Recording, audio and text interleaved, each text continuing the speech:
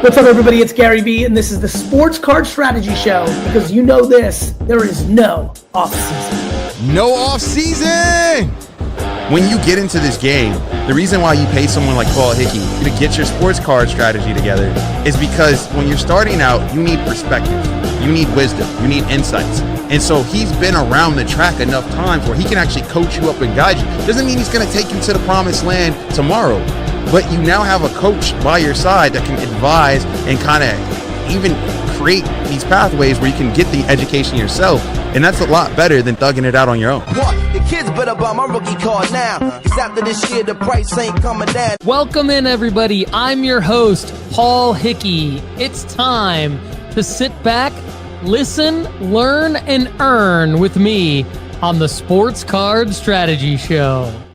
Most Def is right. The prices ain't coming down. Welcome to your favorite hobby podcast, the Sports Card Strategy Show. NoOffseason.com family. What a beautiful day in the hobby. Great to have you with us. Hope you're all doing very well. We're here to help you make money flipping sports cards using data-driven sports card investing. Lefty McKee, Paul Hickey on today's show. We'll talk about a bunch of great stuff. Lefty has a mystery question for me that he's added to the show notes that I'm excited about. Lefty, how's it going, man? It's good. I got to tell you one thing, though, that's not good. I messed up my first ever slab crack mishap happened this week. I am very sad about that. That is actually very impressive, though, because like you have cracked slabs consistently. Oh yeah, since 2020, 6 years. Yeah, and just single-handedly, when we were at the National together in 2023, you cracked 75 slabs, I would say. I'm in the hundreds for sure on cracked slabs, and I messed up my first one. And actually, it was a Beckett slab, and those are all, I don't do as many of those, so I was already a little like whatever, and I was just going too fast. Was like, yeah, I never mess these up, like click, just trying to go too fast. My wife was actually trying to head out the door to something, and I was like, I need to crack this real quick. So I'm already in a bad spot, but the crack actually goes fine. Here's what happened, Paul. I think I know what happened. You know that little penny sleeve thing that they put in there? I was going to cut the top of the penny sleeve, and it just wasn't really working. And I was just like, yeah. And I was just like, screw it. So I pulled out a pair of scissors, and I started cutting, but the scissors were too wide for that gap, and I just left a dent mark in the card. So I'm bummed about it. Oh, wow. Okay. Yeah, that's surprising. I was going to guess, because I've actually messed up a Beckett back in the day where I just the screwdriver slipped across the label and it dented the card in spite of the penny sleeve. But yeah, that's surprising. Sorry to hear that, Lefty. Sorry to hear that. Was it your card or was it someone else's card? It was mine. Thankfully, it was mine. And it's a quarterback play that I'm trying to make for the long term. So it's like, it's going to be fine. I'm going to end up selling this card raw for a loss. But at the same time, it's like, it's not worst case scenario for me. Definitely not somebody else's card. That could have been terrible. That would always feel, See, it wasn't a Kareem Abdul or Lou Alcindor $11,000 card. We need to tell that story real quick. I crack a lot of slabs for premium members of NoOffseason.com, and fortunately, I have not messed one up to date for anyone else's card. I've messed up my own. It was a Jalen Hurts base prism, I think, that I cracked out of like a Beckett back in 2023. But yeah, it's good. I mean, you have a good track record, man. You're a Gold Glove winner of cracking slabs, so it's unlike you to make an error. Almost platinum glove winner. But this is the card that I messed up, and you know how much I love Lamar Optic. Lamar Optic, 2018. It's actually really. It's not that bad, but I know it's not going to gym mint now too. So it's like I could probably go and get a 9 potentially. Yeah, but I think I'm just going to sell it raw. But I'm so pissed off about this, bro, because this is a sweet card, and you know how much I love Lamar. Yep. Yeah, it's tough to make a mistake like that. I totally agree. And like, so I was scared of making a mistake on this dude's Kareem Abdul-Jabbar. So here's the quick story. We're at the 2023 National. Some guy comes up and he has a ticket stub from Lou Alcindor's first game at UCLA. Yeah, something like that. Or maybe first Milwaukee Bucks game. Could have been the first Milwaukee Bucks. It was either his first NBA game or his first college game. And it was in a PSA slab of some sort with like a good grade. I don't remember the grade, but it was a good grade. And we looked up what it was worth, and there were actually like comps for it that we found, and it was extremely expensive. In the thousands of dollars, probably 5 figures, close to 5 figures. And so we debated with this guy. Kareem was at the National, but Kareem has this history of not signing anything that was before he changed his name, before he I don't know when he converted to Islam, and then when he changed his name, I don't know if it was at the same time, but it doesn't really matter. He's sensitive about signing things from his, things that say Lou Alcindor or things that are from when he was Lou Alcindor. Anyway, we talked with this guy, Lefty, 12 times about it. Kept to our booth over several days. I mean, I think the first time we were like, dude, no way, we're not doing that. And then we're like, we're not going to let you make that dumb decision. And then he kept coming back and kept coming back. He wanted it cracked out so that he could see if Kareem would sign it. And then he was going to get it re-slabbed with the auto authentication. Long story short, Lefty ended up cracking it out. And then he ended up signing it, right? And then he signed his old signature because I think the guy gave him a pretty hefty let's just call it a bonus. Good for all parties involved. Good for Kareem, good for our friend who don't remember his name, but I remember the whole situation. That was funny. I have a picture somewhere in the archives of you and that guy holding up the ticket without the plaque. Yeah. That's definitely the craziest thing. That's the craziest thing I've done, I think. Yeah. The craziest thing I did that week was crack out the twins from the California Roadshow shop. Yeah, their rock. Dwayne Johnson Miami card. They wanted it cracked out, and I had that slab so effed up. You were sweaty. It was not a clean crack at all. No. And they were watching me do it. And there was probably 20 people watching me do it. And I know Lefty's looking at me. He's to my right. I'm on his lefty, and I'm just like, oh shit. But I did it. I got it out of there. I kept waiting for you to be like, hand it to you. I know. I was thinking about it. I was thinking about handing it to you. All right. On today's show, we're going to talk about how I'm doing in 2026 so far versus 2025. And it's not for me to brag, but I will be bragging about myself. But that's not the reason I'm going to be bragging about myself. It's to basically help you guys understand, pull back the curtain. What have I been doing, and what's going differently this year, so that you can understand my sports card strategy and how it's going. So I'm excited to talk to you guys about that. eBay makes a big announcement regarding auctions. This happened last week, so many of you may have already seen the news on Hobby Instagram, but we are going to talk about it because our take is important. We just have to give you our take. And then Cooper Flagg Topps Living. We had 3 premium members of NoOffSeason.com grade with BGS in the BGS standard, which means they got them back a little bit quicker. So I have those grade results back, and I thought it'd be fun to share them with you on the Sports Card Strategy Show. Not only because it's fun to do that, but also because many of you were all bent out of shape about the condition of these cards, and I'm ready to tell you what they graded. So hopefully that's not a little hint. Little hint. It's in the favor of Paul. Yeah, exactly. Otherwise, I wouldn't be talking about it. No, just kidding. I'd still talk about it, but I wouldn't be happy to be talking about it. NBA playoff selling strategy. Actually, this is going to be a good discussion. That's very relevant. And then, of course, we've got some eBay data from recent big sporting events, March Madness, the Masters, and the WNBA Draft. So thank you to Joey from the PR firm of eBay, and Davina. Davina is the one at eBay. She heads up PR at eBay for the collectibles, and Joey, I guess, technically works for Davina. So thank you, Davina. Many of you have listened to the Sports Card Strategy Show for a long time and have thought about subscribing to nooffseason.com. Your wait is over. Check out nooffseason.com now to see if there are any spots available. Of course, you know we limit our premium membership so that everyone gets the most value, but we are periodically opening up a few spots here and there just because we can. So we want you to check out nooffseason.com. Nooffseason.com helps you make real profits flipping sports cards with insider data, proven strategies, and exclusive access to undervalued cards before the rest of the market catches on.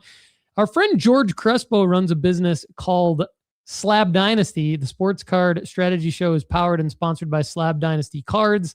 Check them out on Instagram at Slab Dynasty Cards, a next-gen sports card platform built for collectors that includes a 2% marketplace fee and a Choose Your Chase feature as well. Start your dynasty today using code NOOFFSEASON for 20% off your first Slab Dynasty purchase. SlabDynasty.com. Lefty, I thought we'd kick off the show with this news because the entire premise of what we do, and this is very unique.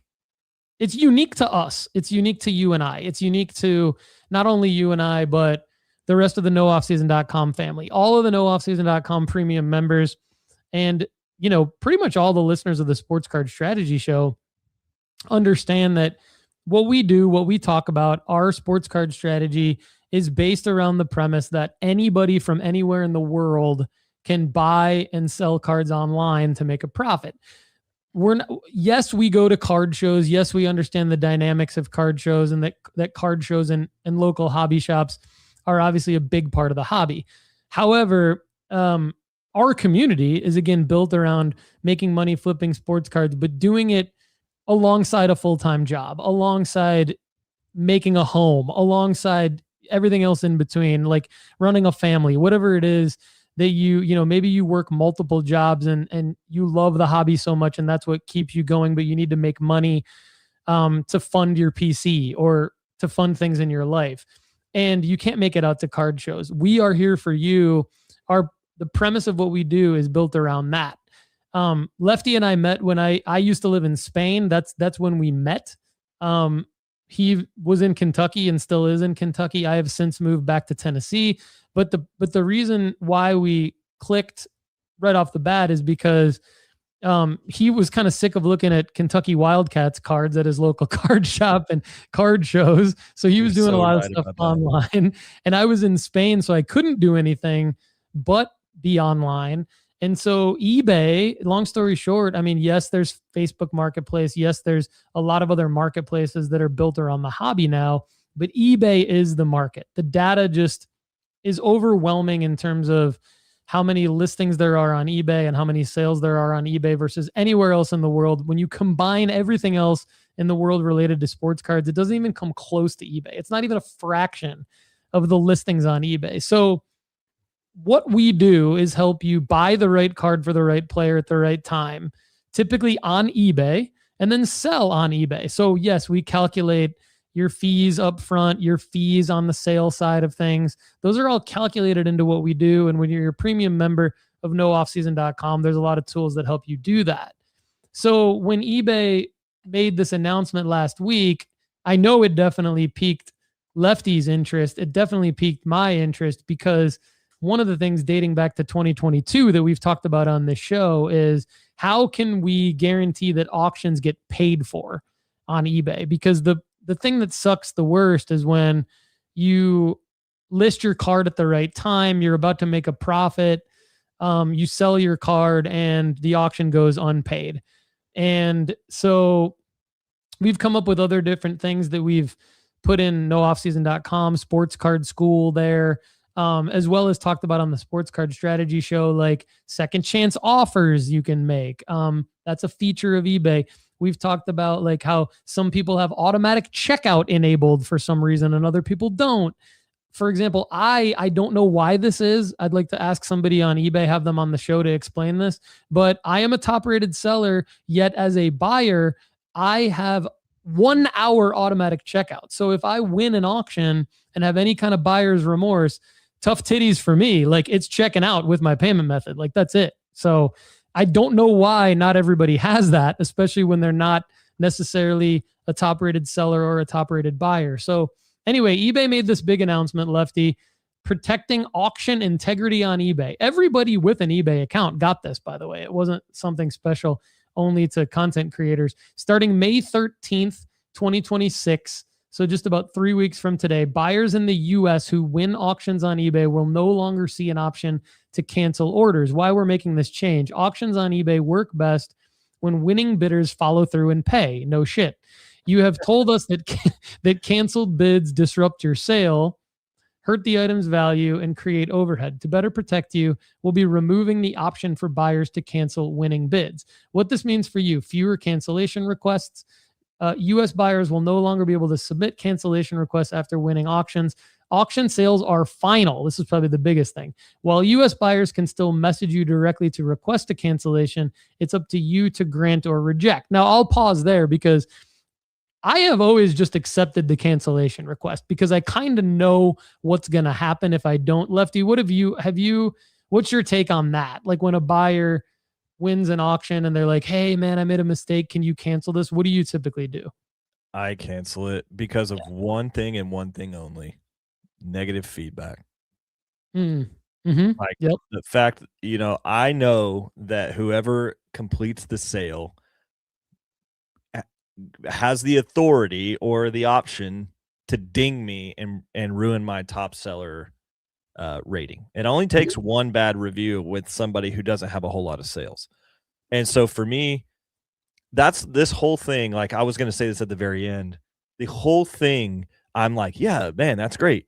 And this one sentence just changes it for me because this one sentence is like, oh, well, okay, they can still do the next sentence that I haven't read yet. No, the sentence you just, you know what? Never mind. Keep going. Yeah, you read it. The next sentence is protection from negative feedback. If the buyer leaves negative feedback due to a declined cancellation, you can request its removal through the seller's help within 90 days of the sale. Love that. There it is. Love that. That's the only reason I haven't rejected a cancellation previously is because I'm like, because the seller has no power. The seller has nothing to stand on. They can just be a jerk, but then they're going to get a jerk-filled feedback as well. So,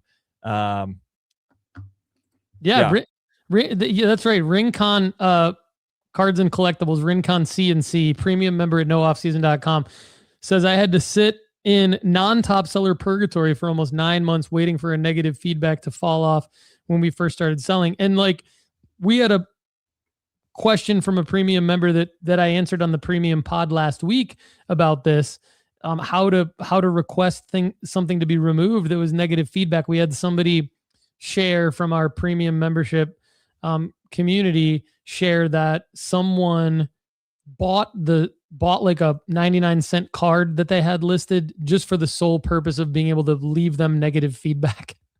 That's petty. Ridiculous. It was ridiculous. So that's good that eBay's doing that. Now we at least have that to stand on. What if a buyer is confused about why they can't cancel? eBay says you can let them know that this is an eBay policy. Once an auction ends and they've won, cancellations are disabled and the order is considered final. If they have concerns or questions about the policy itself, they should contact eBay directly. So I can't wait for the first couple of times that eBay has to step in directly. I have full faith that they're going to do what they say they're doing. Like I don't doubt that. Like I think of all the different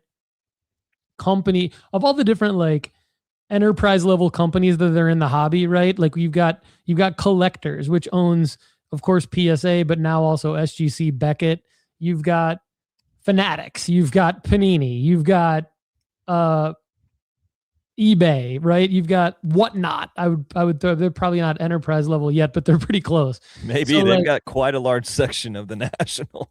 Yeah, they're now funded to the point where like they're pretty much not a startup anymore. So I think like we're in a situation where eBay to me is I'm not saying they're perfect, but they do have a track record of batting 1,000 at the end of the day. At the end of the day, they have resolved everything. Does it sometimes take long? Is it frustrating? Do you not always get what you want? Yes. But they at least follow through. They at least communicate and follow through, whereas not everybody does that. And so I give eBay a lot of credit for that. I think that they're going to do what they say they're going to do here. I think ultimately I trust that they're going to follow through. I think I'm still a little hesitant because I think I haven't been in this obviously hasn't occurred yet, but I feel like my card is a good enough card. So if somebody doesn't want it, most of the time I feel like, fine, I'll just relist it and then it'll sell again. Yeah. But I could there are see times where you miss not the everybody. window. Yeah, that's Like true. Like at a call up or something, if you're like, cool. Yeah. Like I remember in the World Series in 2023, I was selling Rangers cards specifically because they were like, Rangers were in the playoffs. I have obviously a ton of Rangers cards. Everything I didn't want to keep long term, I was just getting rid of. And I remember somebody bought an Adolis Garcia PSA 10 from me out of $299, and then they didn't pay for it. And then after the World Series was over, it was just like, well, nobody wants Adolis Garcia cards anymore, because like he got hurt. I remember you telling that as an L on the show. I remember that. I was just like, what the heck? So, yep. Yeah, no, that's actually a really good point because timing is one of the most important things with not only maximizing your profit, but just getting a card sold sometimes. And so, yeah, this is good. I mean, this is nothing but good. It's good to see eBay. And again, I will say eBay has a track record of consistently implementing things that the hobby has asked for. Like we specifically on this show have asked for several things that they've implemented. Yeah. I think, I don't remember correctly, but I think there's a good chance I mentioned this on a show recently and now they're implementing something. And I'm not saying it's because of me mentioning it on the show. It's obviously a lot of people. Yeah, I'm patting myself on the back. It's obviously like a lot of people in the hobby are frustrated by this. Because, and again, my context was, why do I have auto pay? I have 1 hour auto pay on, but Jackwagon Magoo gets 7 extra days to shop more. Continue shopping. Yeah, like what? Thanks. No, pay for your card. And don't make me as the seller track them down either, because that would potentially drive negative feedback when I haven't done anything wrong. Right. Don't make me as the seller try to get money from the buyer. Like that needed to get taken care of. Like forget about unpaid stuff, just the stuff that's going to get paid for. Nobody wants to be like, hey, are you going to pay? Like nobody, you're going to pay for this? Like I used to send an email or a chat message. I used to have a stock chat message that I would send after 3 days. And I would say, hey, just let me know when you want me to start the shipping process on this card. Like just looking for transparency. Right. Like you got to do I can get this. I'm going to the post office this afternoon. Do you want me to put this in the mail for you? Right. And then some people would be like, hey, bro, I'm freaking getting my payments together. My baby mama over here has got my credit card tied up. And I'm like, bro, chill out. Like, I'm just looking for clarity. That's it. Yeah, I know. Clarity. The thing that cracks me up is when people are like, sorry, I've been out of town. And I want to be like, help me understand how being out of town prevents you from using an application on your phone where you just literally have to click a button. Yeah. How does that you probably spend more time on when you're out of town? Yeah, exactly. You have more downtime when you're out of town. Plus, we all have to poop, right? Don't we all have to poop? Take your time, dude. Tinker time. We've branded this. If you're not pooping every day, you need to see your healthcare professional. And so you at least have a real next sponsor for us. We need to have a healthcare professional because we're promoting healthy bowel movements here at No Off Season. Pay for your eBay purchases next time you poop. It's easy. It takes 2 seconds. It's so easy. Pay before you wipe. Here's what nooffseason.com members are saying about our premium offering. Travis A. Thank you. I have been seriously selling now for more than a year. I grossed about $3,000, but I lost money last year. Hold on. Here's the good part. This year, I'm now using nooffseason.com, And I did something I have yet to do in my time collecting flipping. I submitted cards to PSA. I submitted an Optic Holo Lamine Yamal, a Tom Brady rookie, a couple of Kobe Bryant 1996 Topps, 3 of Lefty's favorite card. We'll see if it's still Lefty's favorite card after the latest DUI. 2001 Upper Deck Tiger Woods, an 89 Fleer Billy Ripken FF error, an Allen Iverson rookie card that I thought would get a 10, and a Topps finest Gary Carter auto as a throw-in. All in, I spent $714 in cards and grading. I got offers and on everything except the Ripken, and the Carter isn't finished being graded. I listed the Ripken on eBay and accepted offers, and all the rest totaling $923.89 with 2 cards to go for an ROI of 22.64%. No one can say I made up this testimonial. It's way too detailed.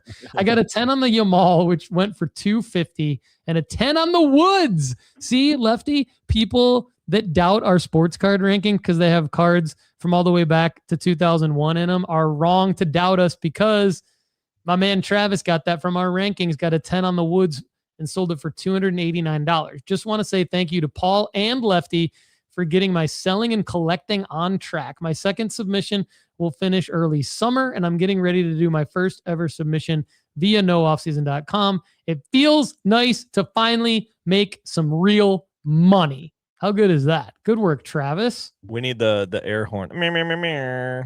There it is.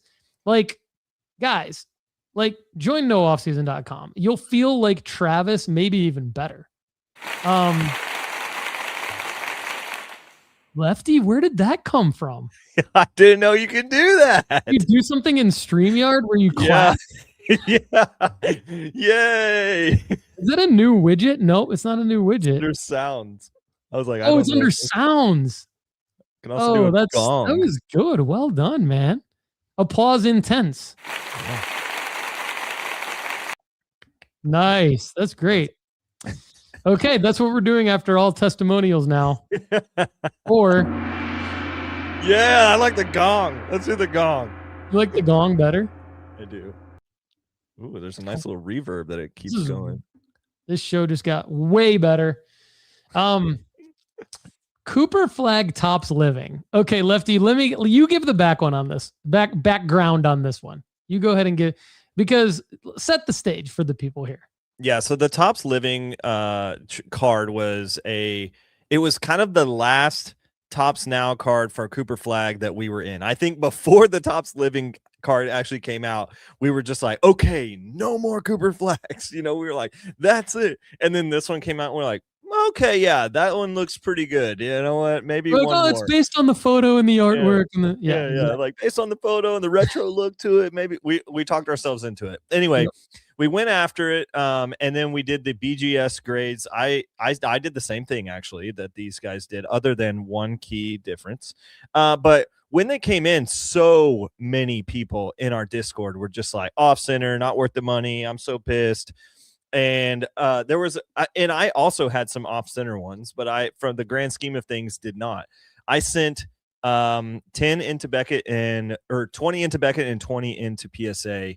Mine are still yet to come back. I paid for the $17 regular ones with subgrades.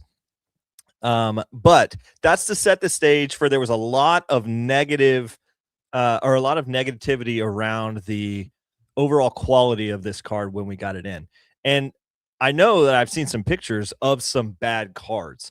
And I actually think, correct me if I'm wrong, Paul, I think this might have been the card discourse in the Discord that I was just like, guys, there's always going to be bad cards. Like there's always, not every card is going to gem mint.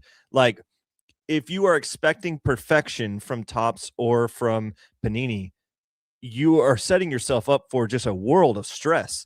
And I think I used the word negative Nancy or something like that, or pessimistic or something like that, because they were just they were getting kind of unruly. It was becoming a pit of disaster in the Discord.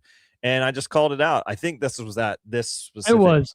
It was specific set. So go ahead and take the rest of it. Yeah, that's exactly right. And so I think, in fairness to the people that were mad about the quality of the cards, Lefty and I don't question that. Like we don't like we don't question your analysis of the cards. I think where we stand our ground is we say complete the play. We say don't overthink it and just complete the play. And it comes from several years of Lefty and I both picking these types of cards and saying we know they're not all going to gem. You know, some might get 7s and 8s, and you know, Lefty got a Caitlin Clark a few years back that was just like completely miscut.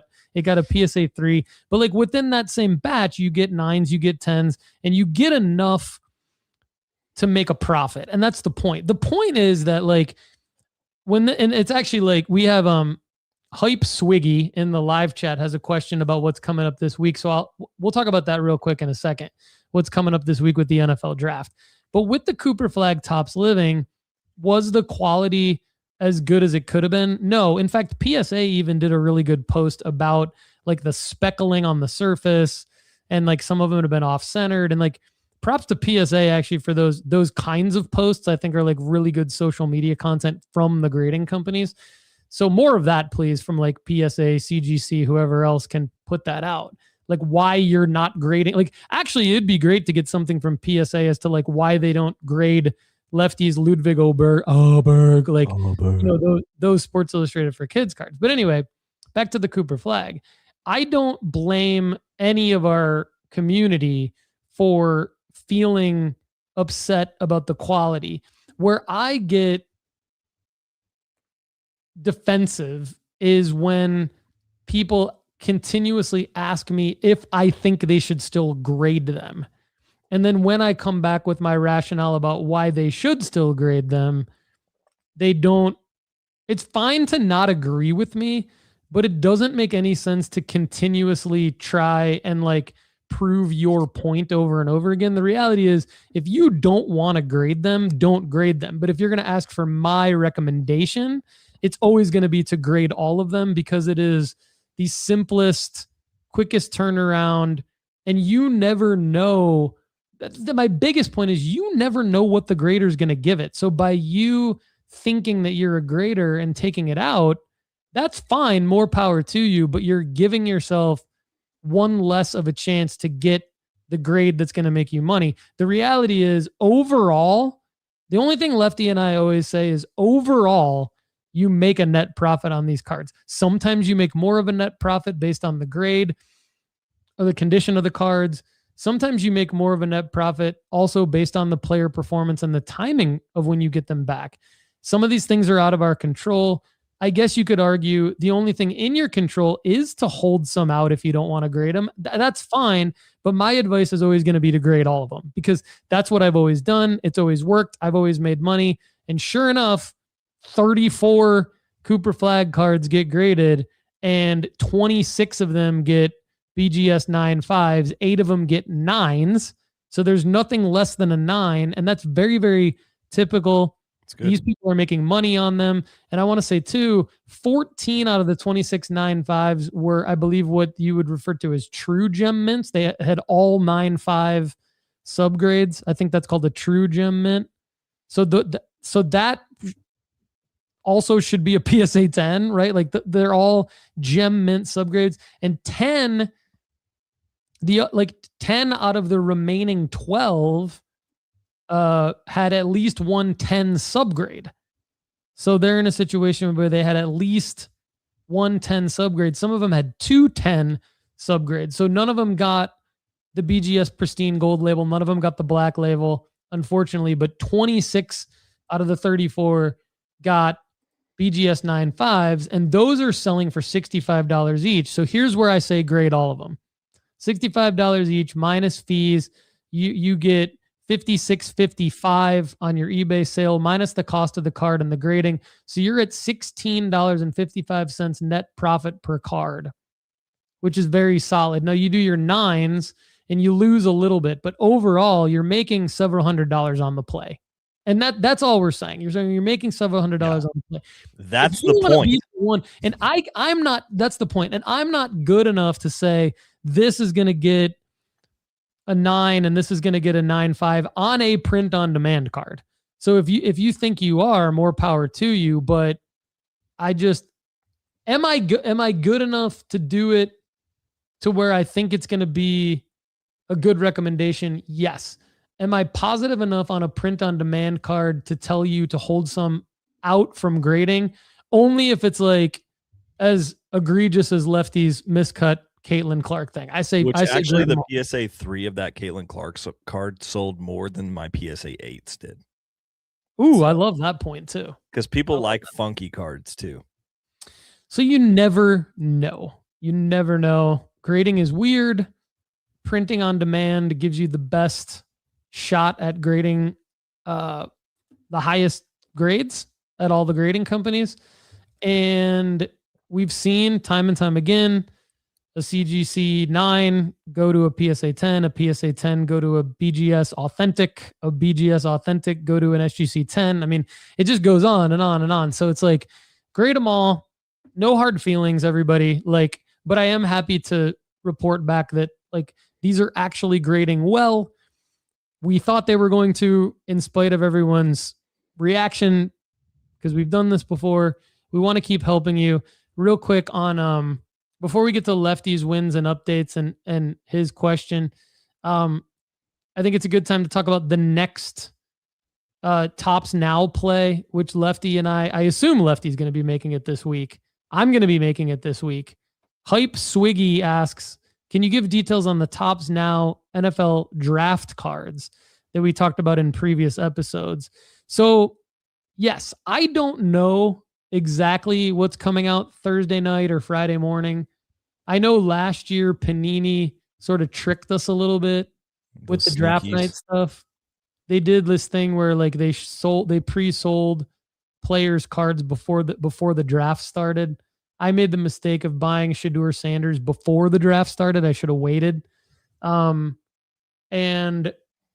this year I'm just so my plan, everybody, is on Thursday night and Friday morning, like I'm going to have some fun just going to Topps.com and perusing what there is for the NFL Draft Topps Now cards. And what I do is I go to our premium member Discord. We have a channel on our Discord for what people should be buying for these. And I'm going to go post it there. Like I'm going to post exactly what I'm buying and why I'm buying it. I anticipate it to be a Fernando Mendoza Raiders something first overall draft pick jiggler, at least one. For those of you who don't know what a jiggler is, it's a 20 pack from Topps. And then if someone like Ty Simpson goes in the first round to a good team, late first round, something like that, maybe him as well. Lefty, what do you think? I think I'm going to be pretty conservative this year on this, I think. But that doesn't mean that I'm not going to do what you just said. You know, like people are going to be like, oh, you're pretty conservative. That means you're probably only going to buy one Fernando Mendoza card, just one of them. And I'm like, oh, no, actually, that's not what I meant. That means I might buy 60 instead of 100. That means I might buy 60 instead of 100, yeah. But I think there's a couple of guys that I think are worth looking at. And then I think there's one worth buying almost no matter what. I think Fernando Mendoza cards are guaranteed to be in my cart Thursday, Friday, whenever that situation rolls around. I think there's a lot to be determined in the other guys. There's not a whole lot of offensive players at the top of the draft. Carnell Tate could be a guy that has sold cards. We have already sold cards of Carnell Tate previously. I mean, he's got Bowman cards that move. So, you know, like we have looked at last year's cards. The ones that moved quite a bit were Cam Scatabo moved really well. Just because of his meme following, which I know Paul loves memes. So I love memes. But then also like Genty's moved last year. We also had Golden move a little bit last year, but then Teteroa McMillan moved really well last year. So there's a couple of offensive players that I will be monitoring. Jeremiah Love, I will be monitoring. Yeah, me too. Tate, I will be monitoring. And then other than that, it's really just where do the quarterbacks land? If they land high and if they land in great spots, I might take a couple of them, but for sure I will be getting Fernando Mendoza jiggler at least. Yeah, and I think I'm gonna get if everything lines up the way that I think it's gonna line up, meaning he goes to the Raiders first overall, the cards look good. Topps is promoting like the new NFL draft. Like the thing that's weird is that he's not going to be at the draft. So if it's like, if the design has him in an Indiana uniform, I actually might totally fade it. But if the design has him with like a good photo from draft night and the card looks cool, then I'll probably get 40 of them and grade them. And people might be like, well, what are you going to do? So I would complete the play. The play is to grade all of them at likely PSA. Sometimes we've been saying split them up between BGS and PSA, because if you get a BGS black label, gold label sells for about what a PSA 10 does. So that's fine. But a black label typically sells at a higher multiplier than a PSA 10 for these print on demand cards. So maybe I would split them up and do some to BGS and some to PSA, probably buy 40 of them. If there's something just totally wrong with it, I might fade him. And maybe if there's another quarterback again, like a Ty Simpson, I'd go put my money there. I'm definitely going to be putting a couple $100 in on draft night towards these type of cards. I think I might, though, Lefty, on the rookie premiere. That's the biggest question mark for me, is what is Topps going to do with the rookie premiere? Yeah. Like, because I had a really good experience in 2024 flipping rookie premier cards. You had a really good experience in 2025 last year flipping rookie premier cards. I'm excited about the rookie premier cards because that's the first time that they're all in their uniforms. Granted, they're like stock images, but they're not game images, but they're still in their uniform in like a practice field. And those go for way more money than the draft night cards. So I think I'm gonna, when I say I'm gonna be conservative on draft night, it's really so that I can go all out for the rookie premier stuff. And yes, I will get them graded. Yes, I will wait however long it takes for them to turn around. And yes, I will sell them right away. And the reason is, even though grading is taking longer these days, we're still going to be in the first wave to the market, because these are essentially the first rookie cards with their pro teams. And it always works. This play doesn't not work. It only sometimes you don't profit as much as other times, but it always profits. So I'm definitely excited about draft night, more excited about the rookie premiere, but don't know what they're going to do for the rookie premiere. Let me ask you this. This comes from a educated person who's done this time again. Me. There are always cards that are of skilled position players, quarterbacks, wide receivers, and running backs is what I'm including here. Tight ends, there's a very small outliers in this, but just those three positions really is what I'm talking about. Topps will have some that are available for their signatures, and they'll be like $59 to $79.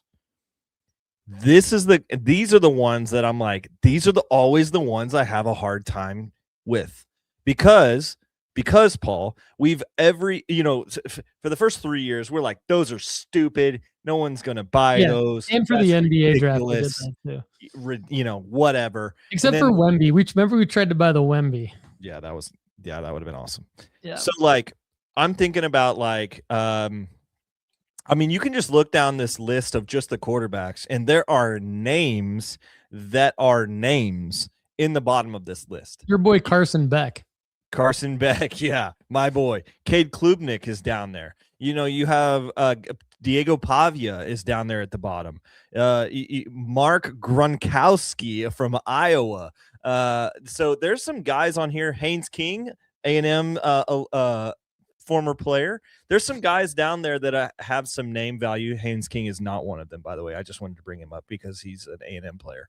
But there are guys like speaking of, there are other Le'Veon Moss, who is also a great running back at Texas A&M. Anyway, I'm getting on Texas A&M's little jock here, but It's what okay. I'm saying is, I know where you're going. This is a great question, by the way.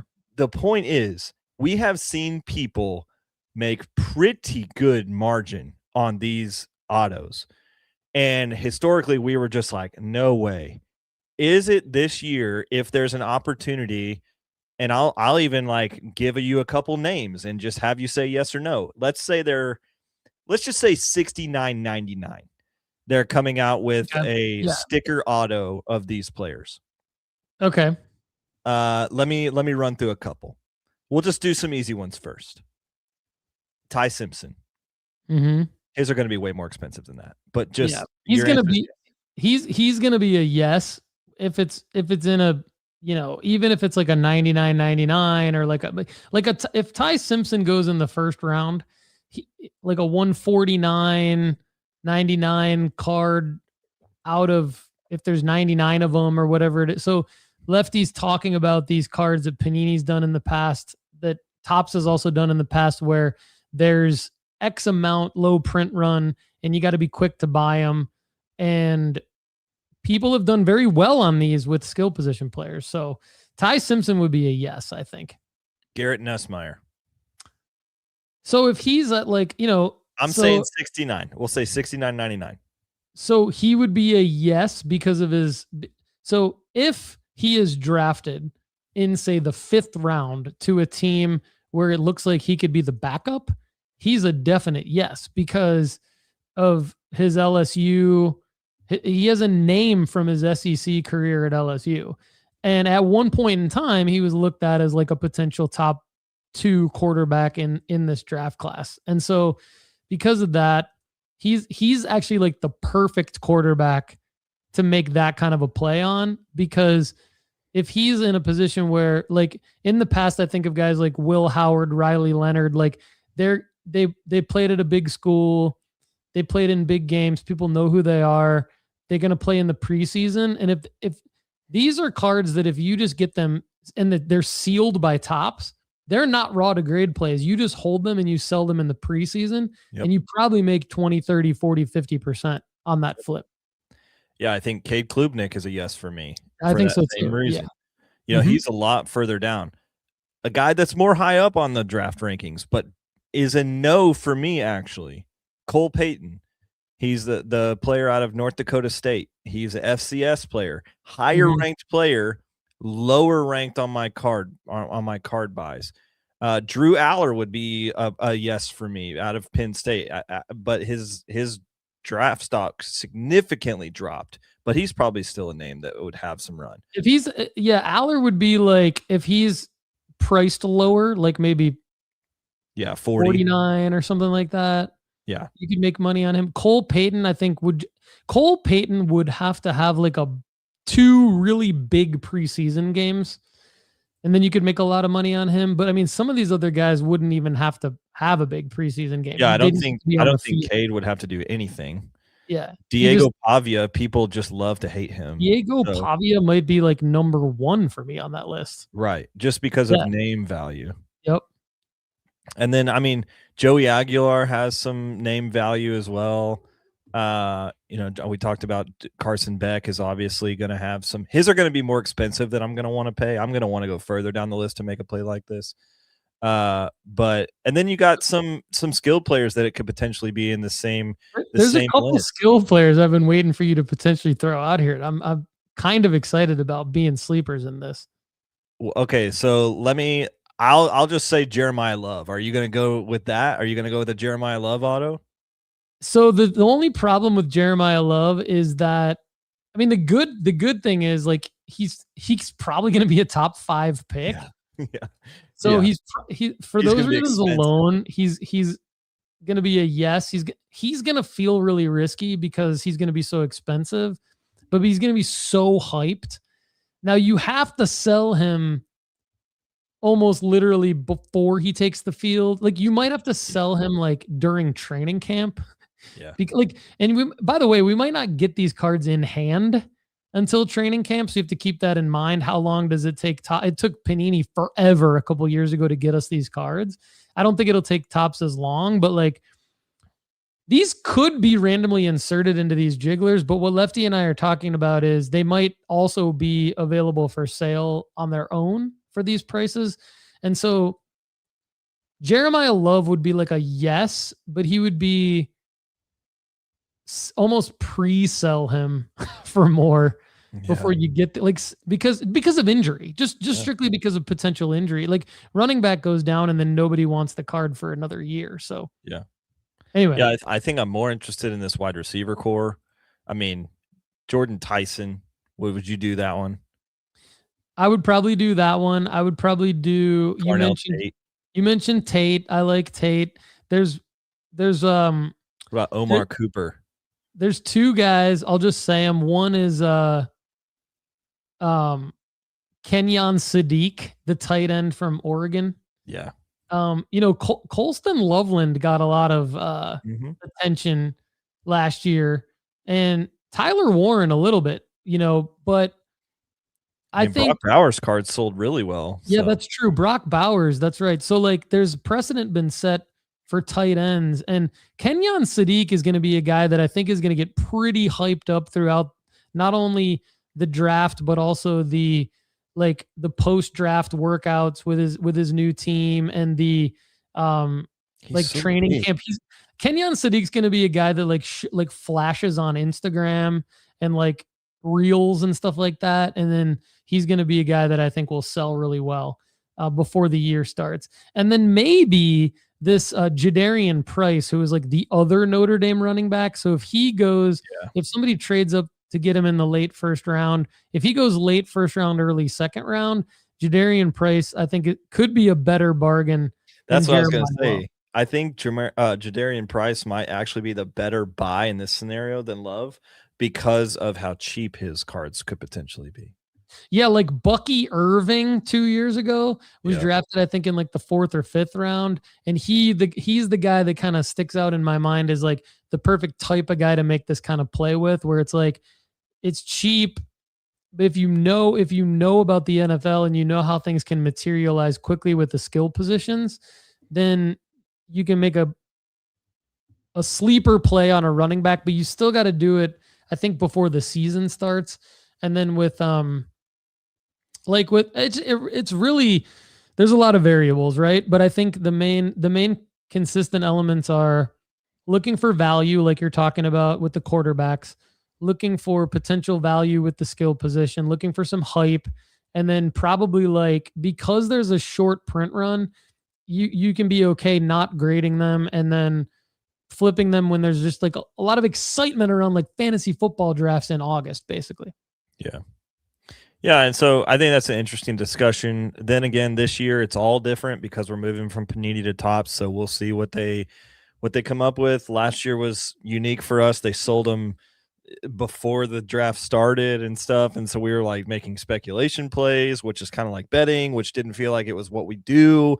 So we'll be figuring out, but you got to be a premium member so you can be a part of the Discord. So yeah, because it's all going to be happening there, mainly because we just can't/won't do like a live show during all this stuff because we have other stuff going on in our lives. That's why we jump on our Discord and let people know what we're doing kind of in real time. So very, very cool. And like typically you'll have a few days to make a decision on a lot of the stuff. It's really more the stuff that Lefty just talked about. Those might have to be decisions made in the moment because of the short print run. It'll be interesting to see. One thing Lefty and I always look for too is like how quickly are these kind of selling out? Like if there's a player you have an eye on and you're not really sure, sometimes it's a good idea to look around and see like, are the other out of 99 print runs like moving fast? Like, what's the momentum here kind of a thing? So it's trickier to do what we just talked about. I think it's more straightforward to be like, especially if it's kind of your first time doing it, it's more straightforward to be like, I'm going to buy 20 Fernando Mendoza base cards. Maybe I get lucky and get a serial numbered But I know for sure I'm going to grade all of these. I'm going to sell them when I get them back, and I'm going to make $10 a card on it. Like that's a great way to get started building your bankroll. Pretty low hanging fruit there. Let me ask you this. I know this is an absurd question, but let's say that the Raiders did just sign Kirk Cousins, by the way. They did. They did. Let's say they take Avril Reese first, and then Fernando Mendoza goes to the Jets. Are you still interested in buying Mendoza Jiggler? That's actually an interesting question. I mean, anything can happen during the NFL draft. We all thought Shedeur was going to be a first-round pick last year. Obviously, he didn't go till the 5th round. So it definitely can happen. I think the same factors will apply for me. It'll need to be, what do the cards look like? I guess it doesn't change much for me if he's the first or second pick. It doesn't change much for me for the Raiders or the Jets. And the reason why, and this is important because I see people in the live chat. Hello to Andrew McDade, by the way. We haven't said hi to him, or Michael Stock. Good to see you guys. Richard Villarreal. I see some people in the live chat kind of talking about, well, if it's a running back, they need to put up big stats, whatever. That's not what we're talking about. They don't, because we'll not get to the stats before they will be not our cards. Exactly. We will not hold these cards when these players are playing a game. Nope. Like, the only reason we would even have a Fernando Mendoza card in hand is because PSA will take too long to get these cards back to us. So yes, we might be getting Fernando Mendoza cards back from PSA in like week 7. And so that's fine, but we're still going to be selling them and making the same amount of money. Like, here's the thing, if he's playing well in week 7 for whatever team he plays for, we're going to make way more money than we're going to make if he like shat his pants in the first few weeks or got injured. But the reality is we're still going to make money even if sort of the worst possible thing happens to Fernando Mendoza, because people will still want the first Fernando Mendoza PSA 10s or BGS 95s to hit the market when we get them back. That's just facts. So that's why I guess it doesn't really matter to me if he goes first to the Raiders, second to the Jets. I think the only way I would totally fade him is if he's like the second quarterback taken and it's like in the second round, like because then he just becomes like whatever to me. I want the first quarterback taken. If there's a quarterback taken in the top 5, that's going to be the guy that I kind of target first for that card. Yeah, I see it. I know you see it, and I'm glad you asked it for the audience, because I know the audience is probably thinking it too. All right, Lefty, you texted me over the weekend and you were like, I'm super excited for Monday's show. Tell us why. Well, so Paul's had his brag on Paul moments, and those are fun because we're just telling you guys that this is actually working. This is a Lefty moment. Over the past 3 weeks, there is a small caveat about this there's an asterisk on the end of this statement, and I'll explain. But Lefty has made over $4,000 on sports cards in the past month. Every year, typically March and April are the let's hit that gong, baby. Let's hit that gong. Let's go. Over the past couple of years, March and April have been the months that I do really well in, because historically it's been selling baseball cards in this time period. And so I thought this year would maybe be a little bit different because I wasn't as invested in a particular baseball player. I have some Shohei, I have some Aaron Judge, and I did some WBC plays, but they were marginal. Most of the plays that I'm in right now revolve around LeBron, revolve around Cooper Flagg, and revolve around Caitlin Clark. I have a lot of basketball cards in my portfolio right now, which is funny because I used to not care at all about basketball cards. But then we get to April, and it's like, bam, all of my cards are selling. Everything that I am up on everything, basically. And I had limited myself to 7 specific players for the most part, unless it was an outlier. over this year, and it's gone really well for me. And even some old cards that I've had posted for a long time have now potentially, or not potentially, have now gone off of buy it nows. The first wins started small. We started with my Tiger Woods cards. Those were all selling and moving like crazy. I actually sold one for $400 the day that he had a rollover. And so I sold all of my Tiger Woods cards before that, which was, that was pretty awesome. All of my LeBron cards were up. I ended up moving out of my big LeBron card that I've historically been on the show to talk about. I'm holding for my daughter. We made over $1,000 on that. Amazing purchase. We purchased it in September, and now it's up $1,000 from where we started, which was great. Moved out of my white suit card. We moved out of the Bowman LeBrons. We moved out of, I actually sold a Satchel Paige authentic SGC this weekend for $450. So I was like selling stuff that I didn't even expect to move forever. So I'm up, like I'm cash rich right now, but here is the asterisk. PSA will not process my payouts.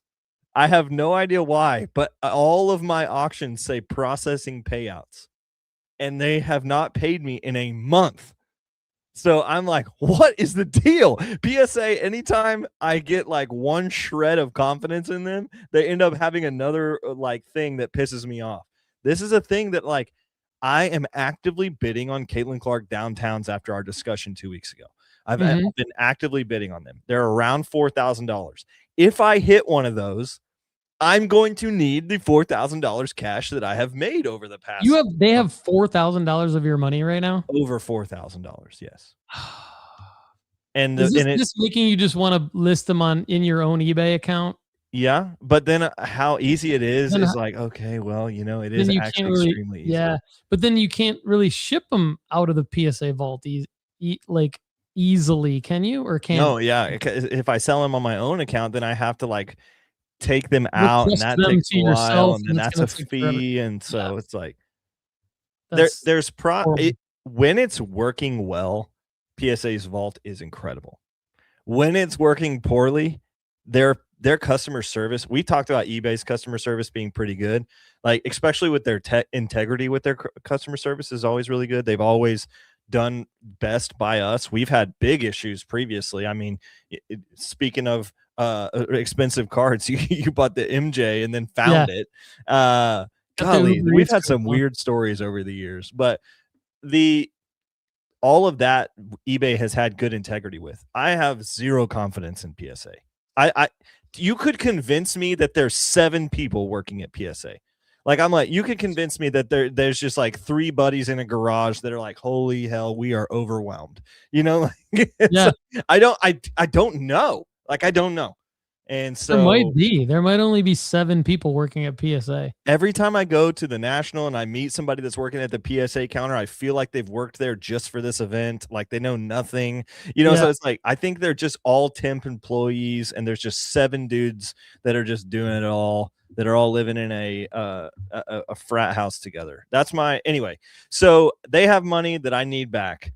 So it's a win, but it's an update that I'm frustrated. I did not see this coming when several years ago you first started doing this, and you were like, I'm all in on the PSA vault. You got your PSA vault hat. Like I did not see it coming. Like this is atrocious. This is horrible. I hate this for you. Andrew McDade says he had an issue over a couple of months ago as well. It took a month for PSA to pay me, and when I messaged them, all they said was it's a glitch, and we know it takes a while, and there's nothing we can do. That pisses me off. Remember last year when they lost my card for like 6 months? Yeah. And I told the card I actually just sold, course, yeah. Which is funny. Didn't you have several cards that were just like I had 5 cards that they couldn't find. Yeah. And I'm the one who noticed that they weren't there. So like, if I had never noticed, would they have ever found them? No. So keep good records, folks. Keep good records. Be the Dave Ramsey of sports cards. Yep. You can use nooffseason.com for all this, by the way. But do that instead. Yeah. You might want to do that. Not once has Paul kept $4,000 from me. Not once. Not once. And I do reply to emails pretty much right away. Very fast, actually. Extremely fast. Thank you, Lefty. So Paul has deficiencies, but email is not one of them. That's true. And neither are his calves. That dude's got some nice calves. So thank you. Appreciate that. You never see, guys. You never see. He does have legs. He does have legs. I do. Okay. Thanks. So let's jump to my next discussion. Yeah. You had a question for me? Yeah, it's time. It's time we talk about a player. Okay. It's time. He is currently 9th in the MLB fantasy rankings according to Fantrax on all players this year. So he's having a great year. Mm-hmm. He is the 4th ranked hitter in terms of productivity. Mm-hmm. I want you to pull up the chart that I pasted in here. I want you to pull that up real quick and show everybody. Okay. Basically, the thing I want to show is these are like 8 of the top 1, 2, 3, 4, 5, 6, 7, 8. Yeah, I think these are 8. Yeah, it's 8 or 7 or 8 of his top cards. They're all green. Everything is green right now. This is this person that Lefty's talking about. Yeah, everything's green. There's a reason why I haven't named him specifically yet. When you see this card, when you see all this, there's also some charts that when you're looking at his historical data, it is going like the Kobe chart. You know, it's like where we've talked about it being really big in 21, and then now it's like climbing back up to like a really high level. Like we are seeing on all of these cards that I have here, I charted them earlier, and they were all going up and to the right. Okay. They're all revisiting some previous all-time highs. I will give you a couple of guesses, but I think you probably already know who this is. I have 2 guesses. I want you to guess at who you think this player is. I think this player is Ellie De La Cruz. You would be incorrect at that one. Dang it. Okay. Then I think this player is Ronald Acuna Jr. Incorrect again. You're closer, though. Then I think this player is Julio Rodriguez. Incorrect again. This is why this needs to be talked about, Paul. This is the perfect thing. This is why this player needs to be talked about, is because he's so far removed from where we have talked about him. But we have talked about him, correct? We've talked about him. It's been a while, but we've talked about him a lot. I think this player is Vladimir Guerrero Jr. Nope, even older. Oh my gosh. Okay. I think this player is Mike Trout. Michael Trout is back. There we go. He's changed his swing. He's playing incredible. He's the number 4 hitter in all of baseball, and that's only because there's 2 hitters that are going nuclear right now: Yordan Alonso and Aaron Alvarez, Judge. right? Yeah, sorry. Yes, Yordan Alvarez. Yordan Alonso. Who's that? I don't know. It doesn't matter. Maybe you made it person. I made him up. That's okay. But this Mike Trout is having a year like he's previously had. He is returning to MVP form. The Angels have changed a little bit of his stance. They're making him a little more like compact in his swing, so he doesn't have his risk of injuries and things like this. But this was a card darling is actually an undersell for where Mike was Trout's like Ohtani before Ohtani, right? I mean, Mike Trout cards were like pretty much Griffey cards at one point. Yeah. Like it was just like everything sells, anything sells. And we've been in a large dormancy over the past, I don't know, 4 years. 4 years. Yeah. There's just been nothing because he's been so depressed and depressing, really. And Mike Trout is back. He's back and he's hitting bombs, bro. Like he's just incredible. And he is leading the league in a bunch of aspects. And I think the Angels are finally at an opportunity where they could move Mike Trout. And if they were to move Mike Trout, I think his card market would be places that we would be like, frick, why didn't we see this coming? So I have to bring it up in April. I think it's a great discussion because, I mean, it could be that, like, I think of our friend Clark Kim from Cards to the Moon. Like, he has some huge Mike Trout cards. I wonder if he's like looking at this situation and going, I should list them now. Or maybe he's more of a collector and he's thinking, okay, like this is why I bought them and I'm going to get them out and enjoy them more now. I don't know. Yeah. Now I don't have to be embarrassed every time I look at them. Yeah, exactly. Like listeners of our show are going, okay, well, is there a play on Mike Trout? And it sounds like you're saying there might be here. There is, I think. I'm going to take longer to try to figure out the play. But what I think, I when I'm watching him, you guys know I watch an incredible amount of baseball. When I watch him, I'm looking at a guy that looks rejuvenated. I'm looking at a guy that didn't go to the WBC, that was the fourth outfielder in that that was like marginalized at the WBC, where last year the last WBC, he was the guy that struck out for Japan to win the tournament. And so like he's just so far removed from where he used to be. I think there is going to be some buying opportunities because people have completely given up on a man who's only 34 years old. You know, like this guy still has at least 5 years in the league, you know, and with him being a DH, and if he's healthy, like I think he goes longer than that. So this guy has future records in front of him. He's got like different sort of surely he gets on a different team at some point and wins an MLB World Series. I just think the future is bright again for what is going on here. The future is bright here again for Mike Trout, and I think that I want to be a part of it and not a onlooker. That's all I'm saying. I like it. I mean, when I look at the prices that you put in here, yes, they're up, but they're not like up to the point where it's like, oh my gosh, you should sell Mike Trout. It's like, it's almost like this now could be a good opportunity to buy in to some of I don't know what these cards are, but I think like maybe adding Mike Trout as a name in our baseball card rankings at nooffseason.com from an already graded standpoint might maybe need to happen just to monitor his pricing and see like, okay, because here's a card that like there's a card in here that's an $1,100 card, but it's only up 10% in the last whatever time period you have in here, say 14, 30 days, whatever. I would assume that $1,100 card has a lot of room to move up past the $115 that it's moved up. So that card is the 2011 Topps update, which is, so there's typically 2 to 3 cards that are considered his like premier card as the card to buy. And it's the 2011 Bowman Draft, 2011 Bowman Chrome, and then this Topps update. And then if you want to get super crazy, there's the Bowman autos that we've seen people find every now and then that those I didn't. How many times it's a pop what on that PSA 10? 6,948. Love it. How many times has it sold in the last 30 days? 40 times. Love it. That's exactly the kind of card that I would say if you can win it in an auction in its 30-day around its 30-day average. If what Lefty is saying, like let's say Mike Trout just plays out the rest of the season the way that he's playing right now, all of a sudden that card, you've made $500-600 on that card.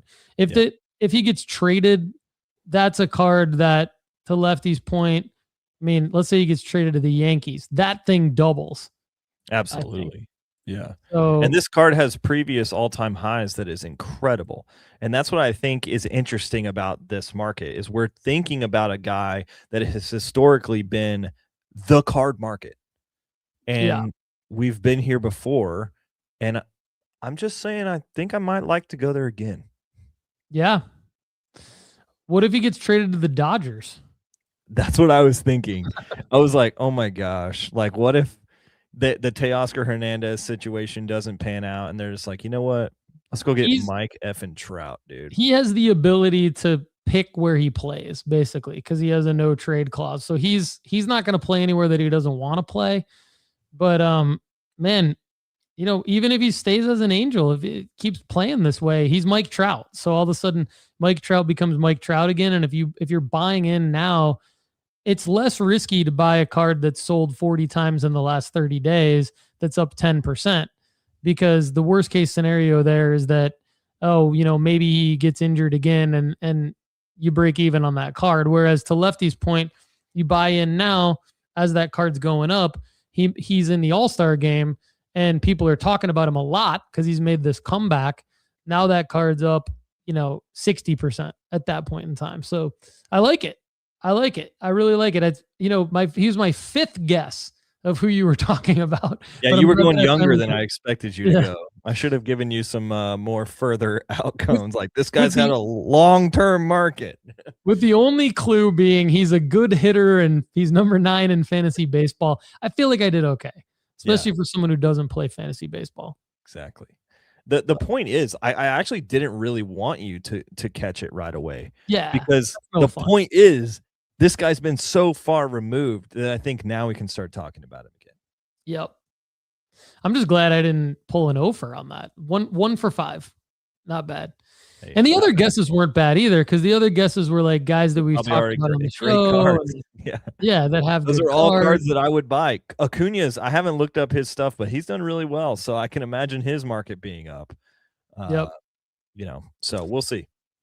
We shall see. Okay, so I have been playing a game for the last about 18 months that's called the narrow your focus game. Like, don't spread too wide of a net game, because for those of you that don't know, this comes from 2022, 2023, just basically buying anything and everything, and not really buying anything and everything, like still thinking I'm buying the right card for the right player at the right time. But at the end of the day, a lot of my losses would wash out my wins. And so I was making money flipping sports cards, but I knew that if I could make smarter decisions and mitigate more losses, it would just do nothing but increase my profit margin. So I started going into 2025 playing the game of, let's not try to be right about so many players. Let's just try to not be wrong as much as possible. So that meant limiting my buying pool to 5 athletes. And in 2025, I did that, and I did well. I had my best year ever in 2025. I spent $47,000. Sorry, I spent $37,000 and ended up with $47,000. So my total net profit was $10,104, which is great. Like at the end of 12 months, you've got a nice little side hustle flipping sports cards of $10,000, 27.4% profit margin. My biggest losses were on some just bonehead Michael Jordan, like grading plays that didn't go my way, and some other things like some Caitlin Clark raw to grade stuff that didn't go my way. Well, in 2026, which really for me started, I would say, more at the end of 2025, like the 2025 started for me like November 1st, 2024, and 2026 started for me basically like October or November 1st, 2025. So close enough. But anyway, in 2026 so far, now remember, I just told you in 2025, my total net profit was $10,104, 27.4%. In 2026 already, which is only a quarter of the time that I've had compared to 2025, my total net profit is $8,489.70. My total ROI is 102.9%. So I'm doing much better. You're doing all right already. I've already almost actually, no joke, by the end of this week, based on the cards that I currently own that are for sale on eBay, which are a lot of Victor Wembanyama, Shohei Ohtani, LeBron James, I will have surpassed my 2025 entire total net profit margin, because I'm at 8,400 now, and I only need to make $1,600 more, which quite honestly I will, based on the cards that are listed on my eBay account right now. So really, really excited. Now, how did I get there? I think that's the most important thing to talk about. I got there buying really 3 players: LeBron James, Shohei Ohtani, and Victor Wembanyama. Like, there's some Caitlin Clark cards that I got back from grading that I did well on that I had bought earlier. There was and then there was a Ludwig Oberg raw card, one card that I bought for $10 that I sold for $32. Everything else is literally Victor Wembanyama, Shohei Ohtani, and LeBron James. Not rocket science, just buying the right card for the right player at the right time. So am I having fun being this boring? You bet your asses, because look at the results. Look at the results compared to 2025 when I had a lot of fun in 2025 being that boring. So like, I mean, I have a lot of cards to come back from grading still. I have a lot of Shohei Ohtani cards that are at PSA that I'm waiting on. I have all of my Cooper Flagg Topps living that I'm waiting on, which we talked about earlier on in the show. Now, smart decisions mainly got me there, but I will also say that the sports card market right now, like, is on fire. Like, there's no doubt about it. I mean, we've looked at a lot of cards. I mean, one other thing too, Lefty, I didn't mention. There's actually a fourth athlete that I bought quite a lot of that diehard listeners of the show are probably screaming into their phones right now. Kobe Bryant. Like, I bought a lot of Kobe Bryant, but like, I haven't sold any of the Kobe Bryants yet. But they're all wins based on the PSA 9 to BGS 9.5 that I talked with you about a couple episodes ago. So I just wanted to share that because I'm using our sell alerts tool at nooffseason.com, which I think, we had a couple years ago, we launched the sports card rankings, which was like groundbreaking, never been done before, still one of the best features ever. Earlier this year, we launched the My Athletes feature, groundbreaking, never been done before, still one of the best features ever. I think the sell alerts is right there because you've got this page at nooffseason.com now if you're a premium member where all you have to do is add a card and then we add the data for you later and then it updates and it's calculating the current value, your current net profit and your current ROI for each card. So I'm looking at that and I'm going, look, here's another one I've got.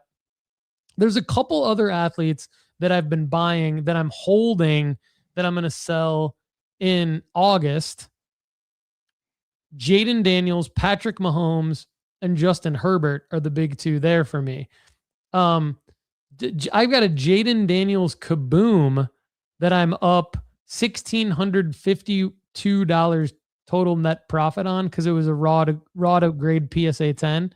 I mean, the wins just keep coming, brother. The wins just keep coming. There's already graded wins. There's raw to grade wins. Like, it's just happening.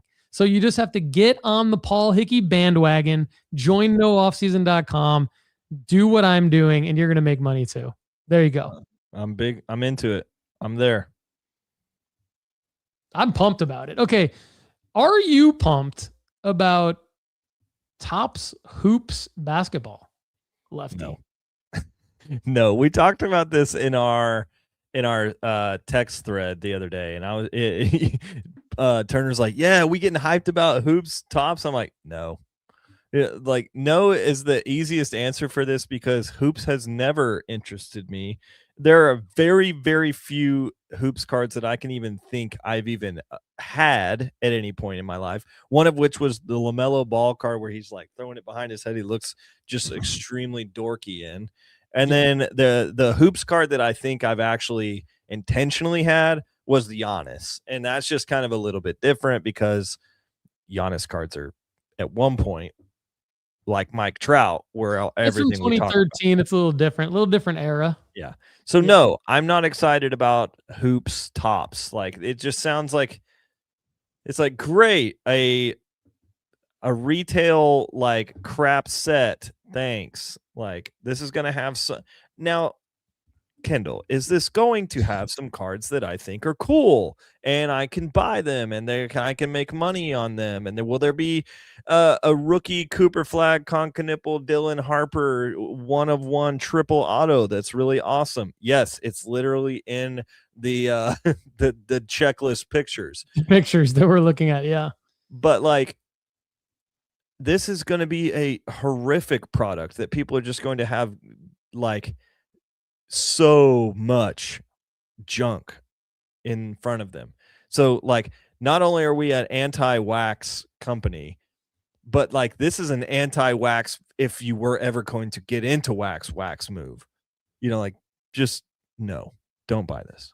Yeah, I agree. And I mean, it's a starter set for maybe kids getting into the hobby who want to set collect. But I think, like one of my good friends is in from out of town right now. And she said, she was joking. She's like, do you want me to come co-host the podcast with you? And I was like, well, I know you've been buying a lot of sports cards, tongue in cheek. And she goes, actually, I've been buying a lot of sports cards for my boys. She's got a 5th grader and a 7th grader. And she said, look, my 7th grader is like bummed all the time because he never gets anything in the box that he opens. And I was That's so real, dude. Come on. That's exactly what we talk about on the Sports Card Strategy Show. So it's like, if you have kids, or if there are kids listening to this show, this would be like, if you want to put together a set and like open cards for fun and trade cards with your friends, but like the hits in this are going to be few and far between. The hits are going to be crap. This is a set where, I'm looking at a Jalen Brunson All-Star 2025 serial numbered 11 out of 25. Like, that's like a $4 card. Like and that's a hit. Yeah. And that's what we're looking at with hoops. I mean, one of one, cool that it has a 1 of 1. Like Are you on the Topps.com page? Yeah. Scroll down to the "What are you chasing" section.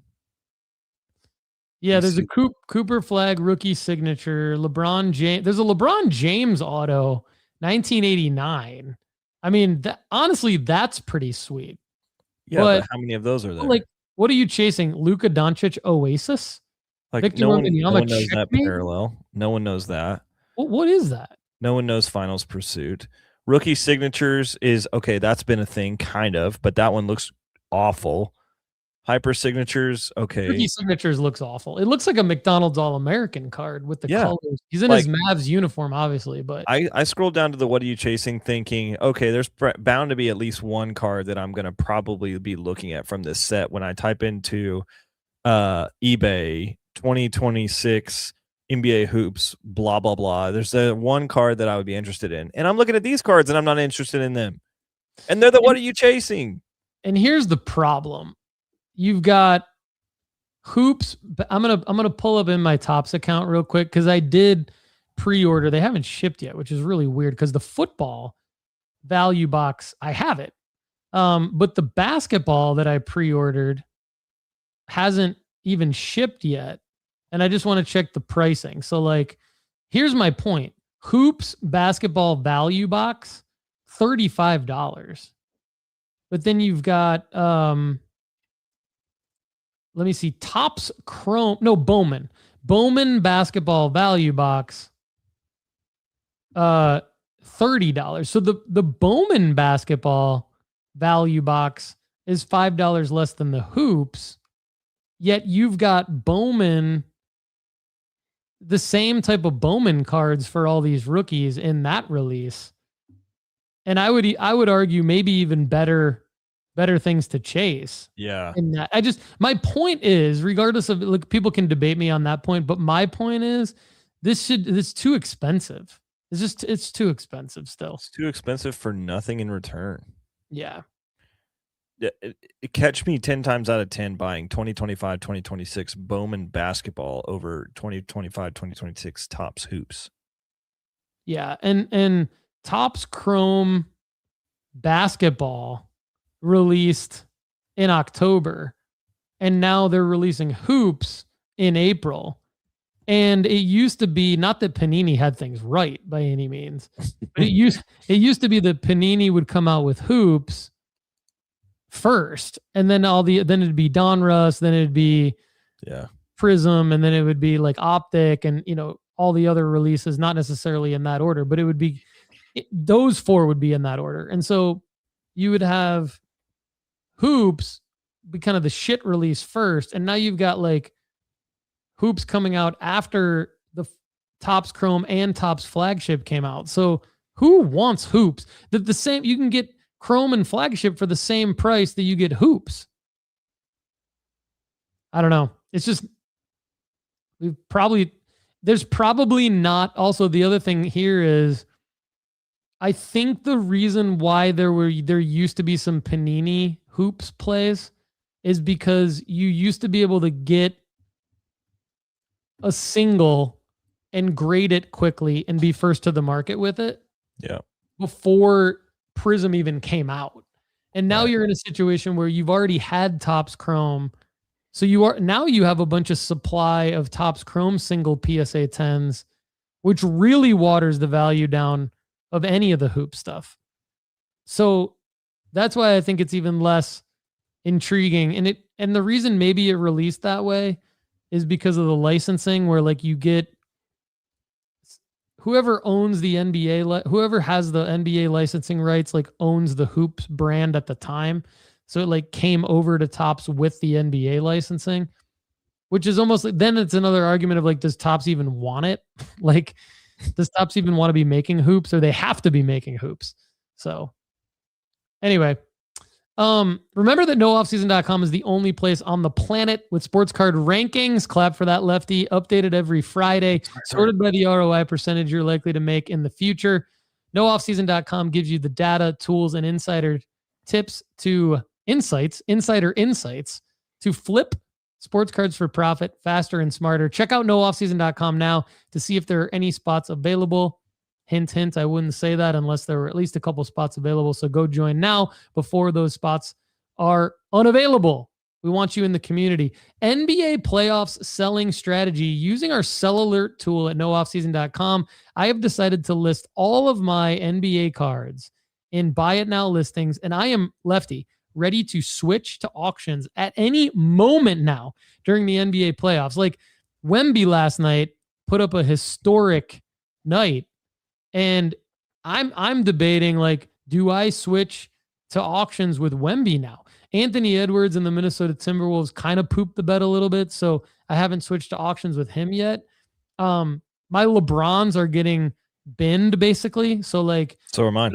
LeBron had a huge game. I think he had 18 or 19 points, but he had 13 assists, and he led the Lakers to the win. And so I'm thinking, I've got some huge LeBron cards that have been binned, but I still have a couple bigger ones that haven't flipped to auction yet. And I'm thinking, really, literally, I'm telling everybody out there, like, I think now is the time for these types of guys, where you need to start looking at, okay, if they put up a big night, you need to check their pricing, use our sell alert tool. And as soon as you're up 30, 40, 50, 60, definitely 70%, get them listed in auctions. Don't be greedy. The tricky part is some of these guys are playing so well, Wemby and LeBron at the top of the list, that you can't, it's hard. It's because it's emotional. They might keep playing. They might keep playing well, and they might get to the finals, and then, I don't know. But that's why I say I literally am ready to flip them to an auction at any minute. Because I like to pit people up against each other. I like to pit, yes, I could sit there and go, okay, I'm up 50%. I'm going to wait till somebody buys this. But sometimes the real money is made when you time an auction properly based on the playoff games. The player plays well, and then you're pitting bidders up against each other. I don't like necessarily having to respond to offers and make counter offers and all that stuff. I'd rather just be like, bid, like go and bid and win it. Yeah. And then that's how I've traditionally made most of my money. I switched all my basketball cards to auctions earlier this week. So even your SGA cards, even my SGA cards that I have 0 of. So there you go. I would have had them, or I would have switched them to auctions. He's a funny one too. He didn't really go up as high last year as we thought he was going to. I think this year could be a little bit different, because I think last year people thought it was just a shot in the pan. Like, I think they were just like, yeah, okay, cool, like crazy season. But this year it's like, okay, this dude might be the best basketball player on the planet. Like, this team is freaking good, bro. Yeah. God, Sam Presti for president. I'm so up on all of my Wembys. It's not even funny. I needed to just go ahead and auction. Yes. I was like, what are you holding out for? Well, because I have them listed for buy it now, like at the current comps. So technically, you could be losing money by somebody bidding it. Exactly, which means you're right. Okay, so I need to just the next price could be going higher than you're buying now. I'm flipping them all to auctions by Wemby's. Come on, dude. That's what I'm talking about. You want to hit this segment 6 real quick? So yeah, go for it. So we love the eBay data that eBay has sent us out. There's March Madness, Masters, and WNBA Draft data that they have sent us recently. Those are some of the past things that happened in the last month. I personally watched all 3 of these things. I watched a lot of March Madness. I watched almost all of the Masters, which was pretty engaging this year. And I did watch the first 2 picks of the WNBA Draft. And you will not catch me buying either one of their cards. But March Madness was something that was pretty spectacular. But down to the data that eBay sent us, I'll just go ahead and read it.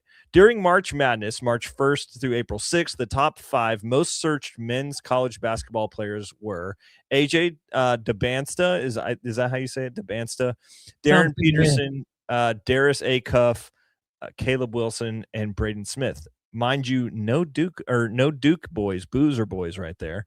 I think that's pretty interesting. Searches for several NBA hopefuls and college stars spiked during March 2026 as well, compared to the prior month of February. DeBansta more than 260%. Braden Burries is up 720%. That is a large percentage increase, probably because nobody knew of him in February of 2026. Brylan Mullins, more than 480%. Koa Pete, more than 400. Zuby, oh, dude, come on. You just wanted me to read this because I'm the one reading all these names. Zuby Giofor, up 330%. Darius Acuff, up 250%.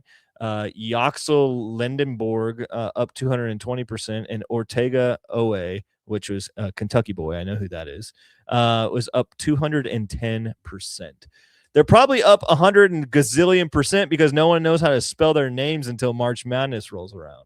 Now, this is interesting, and you did a great job there, by the way. I like all of these names. I'm not a huge like Braden Smith or like some of these other like Braden Burries, Braylon Mullins, Koa Pete. Like here's who I like. I like AJ Peterson, Acuff, Caleb Wilson. I like I don't like Lendeborg, but because he plays for Michigan, but he was a hell of a player this year. Yeah. I will say though that like we had people ask us if there were remember Lefty, people were like, are there March Madness plays? And I still, so this is good data from eBay. It's interesting that their search volume went up this much, but I do agree with you. I think it went up from nothing to this. And I think what I'd be curious about is what their cards actually sold for. So like when we talk about making plays, we talk about you would have had to identify the AJ card that you could have bought for 50% less in October, November, December, or maybe even January, that you would have had ready to sell in March.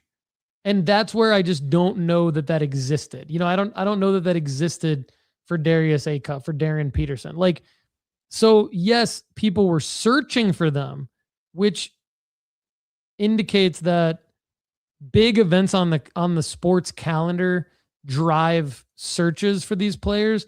The problem with these college cards and these theoretical March Madness plays is A, does the card exist for the player at the time that you could have bought it for? And then B, which I think is even harder, does the price get to the point where you're actually making money on it? These are just search volume increases. These are not price that's exactly what I was going to say. Let me talk about Owe in general. He's a Kentucky dude. He's a baller. He had several big shots in the tournament, won a game at a buzzer beater. His percentage, according to this, went up 210%. March 21st, 21st, sales $3, $1, $1, $1, $1, $8, $1, $1, $2, $18, $1, $1, $1, $6, $3, $6. I could go on. Yeah, you just. The point is, these aren't big players. These aren't big cards. All OA only had cards in an Oklahoma uniform at the time, and OA also had a Topps Now card that started, but it's selling for the exact price you could have bought it for at Topps Now. And so it's like not a good play for us as investors to look at this. And I think if there ever is March Madness plays, they will be very obvious ones. And I don't think we can get cute for a March Madness play. Yeah, absolutely. All right, let's keep going here.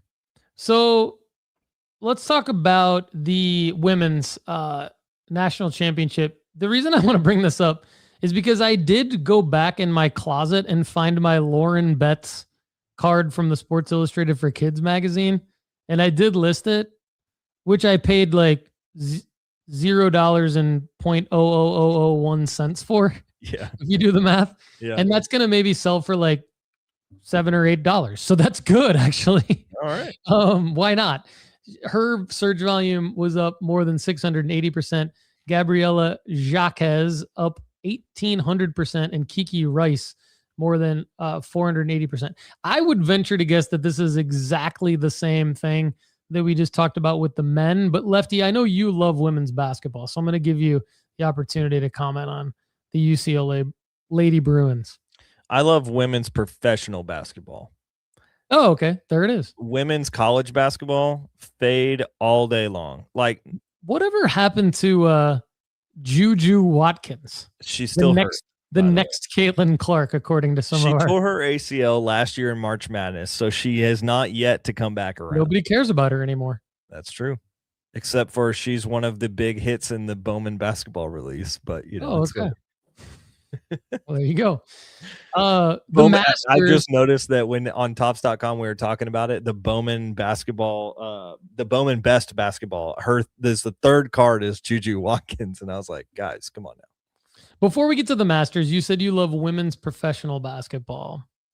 On April 13th, when she was selected number 1 overall by the Dallas Wings, global eBay searches for AZ FUD increased more than 200% compared to the average day during the week prior. Significant. Again, significant. Like, that makes sense.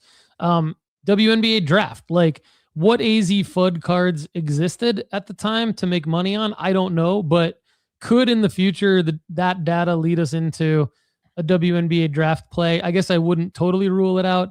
Global eBay searches for 2 other top 10 picks also spiked the night of the draft compared to the average day during the week prior. Raven Johnson more than 740%, and Fluage Johnson more than 630%. Now, Lefty, the thing I will say here is the WNBA season's about to start. This has been the thing with the WNBA. The college season ends for the ladies. The draft happens. Then the WNBA season starts. So I don't know that the draft necessarily is a selling marker for some of these ladies' cards. It could be. It could just be more something to monitor that it's the beginning of the hype season leading into the WNBA season. In the past, we've made money on Caitlin Clark, draft night cards. We've also made money. Some of us, not me, have, because I didn't participate in the Paige Beckers, but I do know some people from our community made money on Paige Beckers draft night cards. I don't know what existed for AZ FUD because the WNBA is still over with Panini right now, and I just kind of blocked all that out because I just have narrowing my focus, not widening my net into WNBA print on demand plays. But I mean, other than the fact that AZ FUD clearly was named after Jennifer AZ, Lefty, do you have anything else to add here? The fact that I am more pro WNBA than you are, and you worked there forever, 2 championship rings. He's got rings. Is always a conundrum to me. But I will say, I think this draft specifically doesn't matter. Let me take you to a fact about the NBA for a second. Of the last 10 NBA first round draft picks, who is the one player that you would have not bought their card right away? Zachary Risache.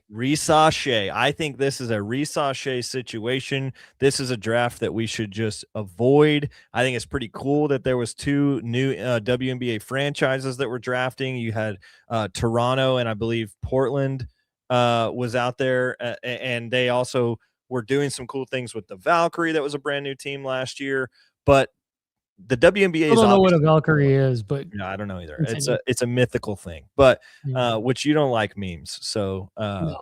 you don't Memes are probably mythical. like myths either. So, I think the WNBA is growing, and there will be more cards in the future that could have potential, but these are not it. I'm still buying Caitlin Clark, though. I'll tell you that. I'm still interested in that. I'm still interested in looking He's not trying to buy the downtown, I'm still trying to buy the downtown. I'm still trying to do that. but he needs his money from PSA first. Come on, Yeah. PSA. And AZ FUD, the weird thing is, I think this is kind of a very obscure thing at the WNBA, and I'm not trying to make a political statement here, but AZ FUD and Paige Beckers, I believe, are dating, and they're drafted and they're going to play on the same team together. Yes. To me, if I'm a GM, am I going to draft my star player's girlfriend or boyfriend or partner or like non-monogamous partner? I think that's just a recipe for if they break up, you're going to have so much bad team chemistry. I think that's a scary situation. Look, it's interesting. It's very interesting. It's two number one draft picks. Like that is like about the odds of that happening are similar to the odds of LeBron and Bronny James playing on the same team in a playoff game. Yeah. I mean, it's crazy, right? It's very crazy. Not unheard of in the WNBA though. Like yeah. But definitely, but you're right about the 2 number 1 picks and that sort of thing. That's pretty, very, very crazy. And they were teammates at UConn too, so they have precipice of. They have other areas where they have done well together. So I'm not necessarily worried about team chemistry, but I'm just like, man, as a GM, I bet that's a really hard thing to evaluate. Yeah. It would be hard because it's like I don't think you could use it necessarily to not pick the best player available, right. But it's hard to make the case that your point wouldn't come into play if in fact that did happen. Like that would be like really strange.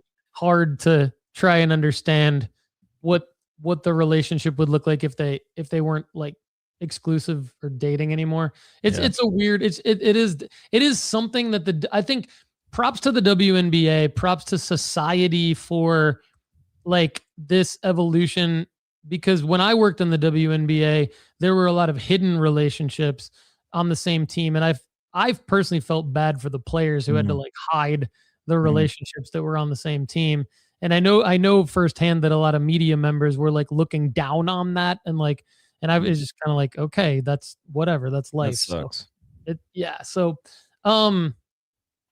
I have listed, before we get to the Masters data, I haven't like literally listed all the cards yet, but because we're recording this at 2:48 p.m. Central Time. And so for those of you that don't know, I'm going to list my cards to go live on eBay probably more around between 9:30 and 10:30 p.m. Central Time, between 8:30 and 10:30 p.m. Central Time, so that they end between 8:30 and 10:30 p.m. Central Time. And I'm going to do it. And so today is Monday. So if I do 10-day auctions, that puts me at 1, 2, 3, 4, 5, 6, 7, 8, 9, 10. Next Thursday, April 30th, which means that I will have gotten all of game 2, game 3, game 4, and if necessary, game 5 and game 6 of each of those series, which I think is the right move. I'm talking Lakers and Spurs.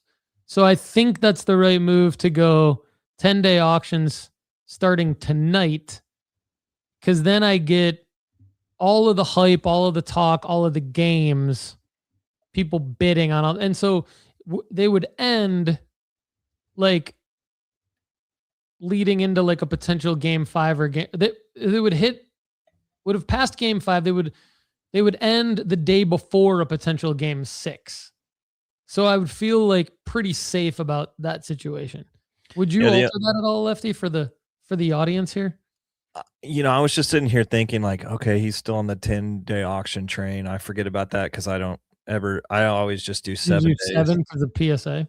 Yeah. But at the same time, like I think in this scenario with so many games that are going to go back and forth, my fear is injury. And so you're saying like, yeah, all these games, hype, all that kind of stuff, cool. Is it going to get more high than it is right now? Like, maybe if he does one of those quadruple doubles you've been waiting on, like I'm waiting on it. Let's go. If he does a quadruple double, then yeah, maybe. But dang, what if he goes down in game 3 and then it's just like, whoops, like. Yeah, that could happen. It is kind of rolling the dice to go. So if I go 7-day auction, it ends this time, like, Monday night next week, which still gives me 2 more games. I would do that personally. That's what go 7-day auction, just because that's one less game that you have to grit your teeth through and just hope that Wemby survives. That's true. Okay, so good discussion for the audience, though. I think these are real life questions that people ask themselves all the time. I think we're probably one of the only sports card podcasts that even talks about this stuff. The Masters. This is how we'll end the show. One of my cards aside, I was talking to my son about this. I think the Masters might be my favorite, other than the NCAA tournament and other than anything Michigan State. The Masters is my favorite thing to watch, sporting event wise. Yeah. Why do you think that is? I think it's because I love it too. Yeah. And I don't watch golf. So it's like, I'm just locked in for the Masters, bro. Like 4 days straight. My wife's like, you going to do anything? I'm like, nah, man, Scotty is coming up to the 3rd. And she's like, didn't he just hit yesterday? I'm like, yeah, they played 4 days ago. She's like, what? It's like, it's everything. It's like the weather, the first major of the year, the tradition, the fact that, the thing that's special about the Masters that's different than any other major golf tournament. You've got the Players that's at TPC Sawgrass every year, but the Masters is the only major that's at the same course every year. And because it's at the same course every year, that's why you have the tradition unlike any other, right? Like that's why. Like the British Open, the PGA, and the US Open, they all rotate, great venues and everything like that. But for the average golf fan or the fringe golf fan, it's hard to keep track of when I'm a golf fan and I don't remember where the US Open was last year. I just don't. I have too much else going on in my brain. And so I have to look up where the US Open was the year before. I have to look up but the Masters, there's that consistency to it. And so because there's that consistency, I think that's probably why all the players love it so much. And because the players love it so much and treat it with such respect, the fans have to. And so I think that's what makes it like the best thing to watch. And I just I think we're lucky with the talent that's in the golfer pool right now. I think we've got a lot of really good talent, like fun players to watch, fun personalities. Like they all bring some different things. You don't know who's going to win. Like, yeah, Tiger was great for golf, but for a while there, it was like, Phil. It was Tiger and maybe Phil. But now it's like it could be any one of like 20 really fun golfers. And I think that's also what makes it cool. The fact that I know as many golfers as I do right now should tell you that the sport is in a really healthy spot. I was like looking down the list for like guys that I've known for a long time that are not good at golf anymore. Bubba Watson, he sucks now. But like that's the only guy I knew for a long time. And now Scotty having a late Sunday run was pretty fun. I was waiting for our boy Alberg to take like a couple of more steps forward, and he didn't. He'll be there. He'll be there in the next few years. The dude's gonna I believe it too. I've seen him. He's a good dude. But then like the Lee from China was just like a really big just outlier. Like we didn't expect him to be good. He played fairly well, and then he just had a beautiful Sunday. He had he literally had like triple bogey or something. Yeah, I think he went like triple, and then he had a 10 on a par 5. I mean, Oh, He I just feel fell really bad. apart on Sunday, but Yeah. it was just cool to see like there's just a bunch of different guys from a lot of different areas of the world that are good. Everything about it is entertaining, from the par 3 competition to then, like, on Thursday you had Fred Couples playing well, and then he didn't really finish Thursday that well. But you got guys who, like, the thing about the Masters is any former champion can come back and play in it. And I know that that's not unique to the Masters, but it's like, it's another cool element. So, anyway, a lot of cool data from the Masters. Global eBay searches for Rory McIlroy increased more than 1,700%. Again, Sports Illustrated for Kids card. I got the one out of my closet from last year where he won, and he's on his knees completing his career Grand Slam. That card is going to sell for about $15 from, again, like a 0.0000001 cent investment on that card. The viral Masters Garden Gnome drove a 190% spike in global searches during the 4 days of the tournament. Is this going to be, I don't know that, I didn't know that the Garden Gnome had a card though. I wonder why Joey included the Garden Gnome. Is it like, you know how you and I made some money on the Santa Claus card? Is there a Garden Gnome card that I don't know about? No, it's like the caddy gnome is like it's like a bobblehead. So there is So a it's collectible, buy. but it's not a card, I don't think. I mean, that should show you the popularity of the Masters right now. The fact that a freaking Garden Gnome bobblehead is 190% up. They're expensive. Holy moly. Are they? I did not expect this. Global eBay users searched for golf clubs more than 2,900 times per hour on average. Golf's doing something crazy right now, bro. I'm just saying. I played earlier today.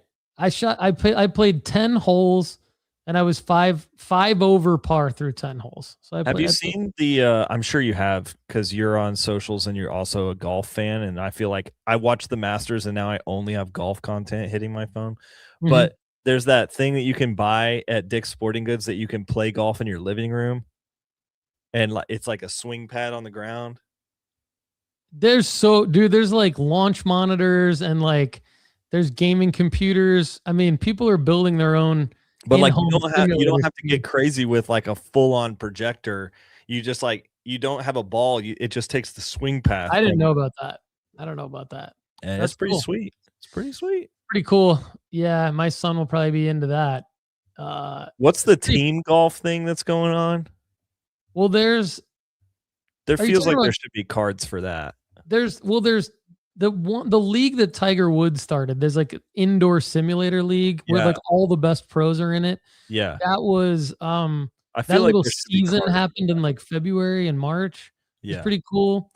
And then of course there's Live Golf, which is like team golf. And guess who makes cards for Live Golf? Panini. Our friends over at Panini. They're doing some weird stuff, man.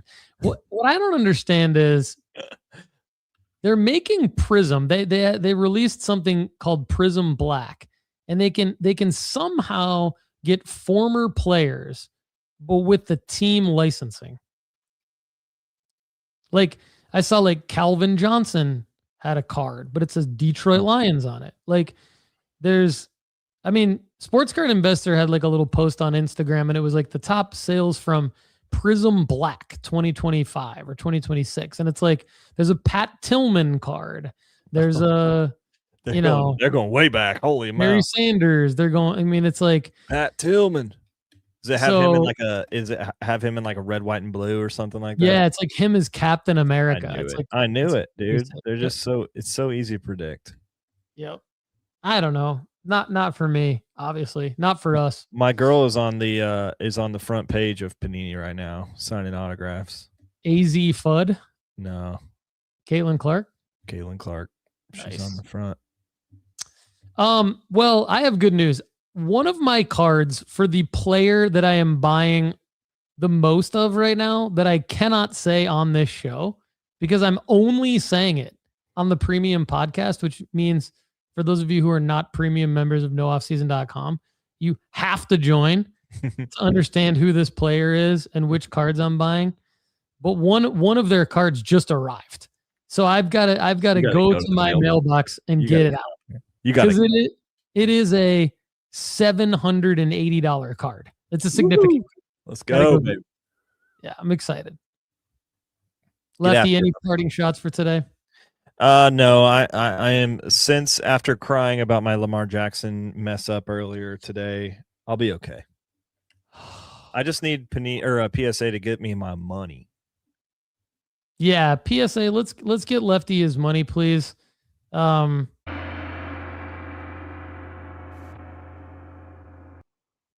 deserved a gong.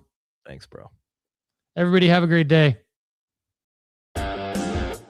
Thanks so much for being here with us on the Sports Card Strategy Show. If you enjoyed the content on today's show, there's plenty more waiting for you at nooffseason.com. Just go to nooffseason.com right now. You get our formula-based sports card rankings, sports card school, inventory tracker, the ability to grade with us, and the premium podcast where we answer an unlimited amount of your questions.